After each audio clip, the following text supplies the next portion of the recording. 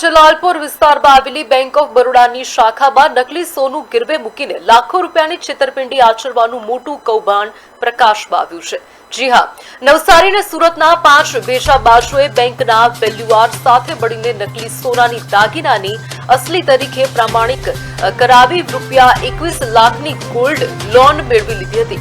આ સમગ્ર વહીવટમાં ગંભીર ગેરરીતિ સામે આવતા બેંક મેનેજરે જલાલપુર પોલીસ મથકે ફરિયાદ નોંધાવી હતી। પોલીસે તાત્કાલિક કાર્યવાહી કરીને રાજેશ પરમાર, રામસિંહ નિર્મલ, સુરેશ યાદવ, જીતેન્દ્ર કોરાટ અને મૌલિક ટંડેલની ધરપકડ કરી છે। પોલીસે આ ગેંગના રિમાન્ડ મેળવી અન્ય બેંકોમાં પણ આ પ્રકારે છેતરપિંડી આચરી છે કે કેમ તે દિશામાં સઘન તપાસ શરૂ કરી છે।